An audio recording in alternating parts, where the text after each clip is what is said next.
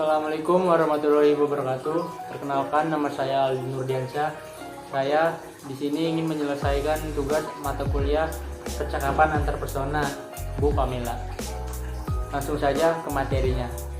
Di dunia kerja sistem informasi dan TI, kita nggak cuma dituntut jago teknis, kita itu kerja bareng tim, berhadapan dengan user, terus kita pakai teknologi digital dan sering juga terlibat dalam proyek.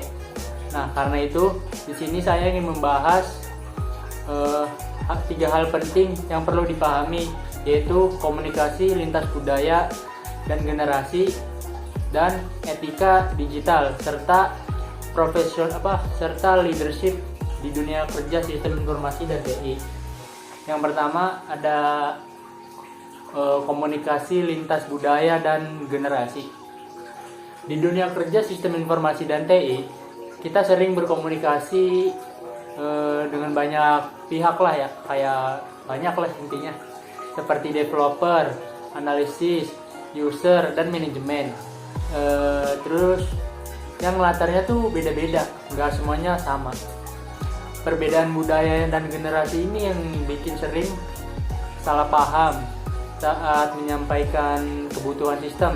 Terus juga perbedaan cara antara senior dan junior. Terus ada juga komunikasi teknis yang nggak nyambung dengan user.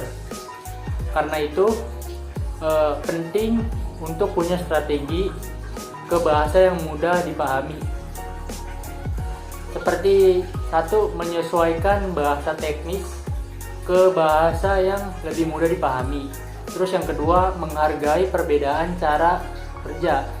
Terus yang ketiga, aktif mendengarkan sebelum memberi solusi. Komunikasi yang baik bikin pengembangan sistem jadi lebih lancar. Itu yang pertama.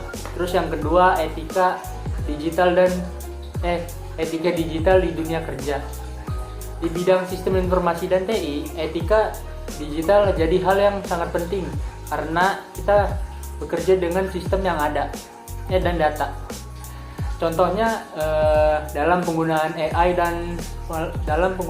di tempat kerja, AI boleh dipakai untuk membantu analisis dan dokumentasi, tapi tetap harus digunakan secara tanggung jawab, bukan asal pakai. Selain itu ada juga soal privasi dan keamanan data. Data user dan data perusahaan harus dijaga dengan baik, karena kebocoran data bisa berdampak besar, baik secara teknis maupun hukum. Jadi etika digital di sistem informasi dan TI itu tentang menggunakan teknologi secara profesional dan bertanggung jawab. Terus leadership. Teman-teman pernah nggak sih ngelihat ada proyek yang mereka tuh udah menggunakan teknologi yang canggih, terus juga timnya tuh jago-jago, tapi ujung-ujungnya gagal juga. Padahal yang salah bukan karena teknologinya ataupun karena sistemnya, tapi karena leadershipnya.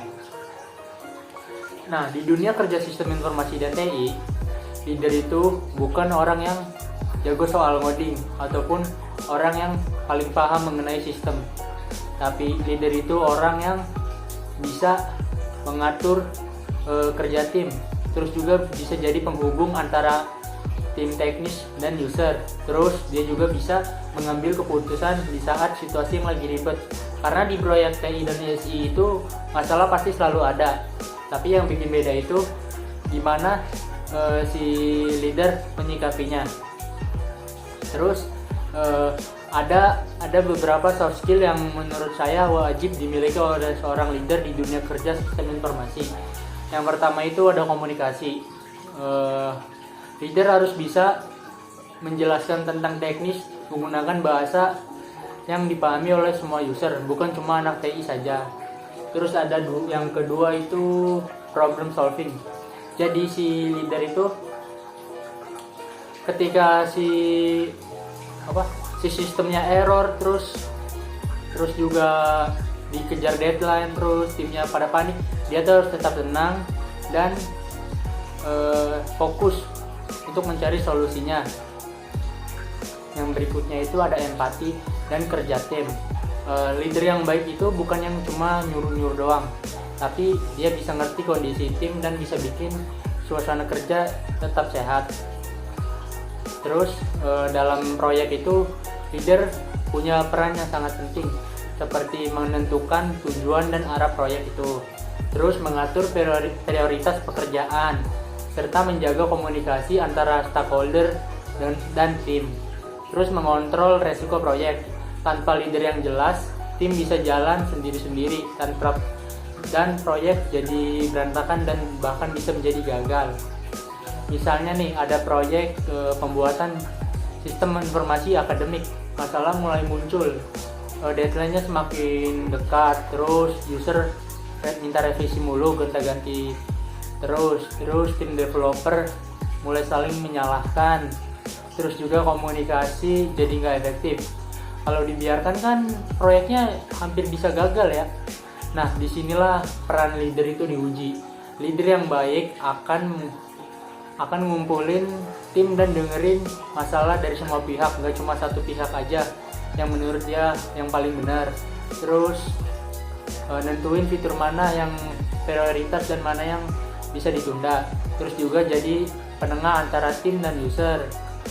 Terus juga bisa bagi tugas sesuai kemampuan anggota timnya. Hasilnya tim jadi lebih fokus, konfliknya jadi berkurang, dan proyek bisa selesai meskipun ada beberapa penyesuaian. Jadi menurut saya leadership di dunia sistem informasi dan TI itu bukan soal teknologi tapi soal manusia. Karena leader nggak harus yang paling jago soal ngoding ataupun teknis, tapi harus yang paling siap menghadapi masalah dan bertanggung jawab. Karena teknologi bisa dipelajari, tapi kepemimpinan itu soal sikap dan komunikasi serta mengambil keputusan. Kesimpulannya, di dunia kerja sistem informasi dan TI, keberhasilan tidak hanya ditentukan oleh kemampuan teknis, tetapi juga oleh komunikasi yang baik, etika digital yang benar, dan leadership yang kuat. Mungkin hanya itu yang dapat saya sampaikan, kurang lebihnya mohon dimaafkan. Saya Ali Nurdiansyah pamit undur diri. Wabillahi taufiq wal hidayah. Wassalamualaikum warahmatullahi wabarakatuh.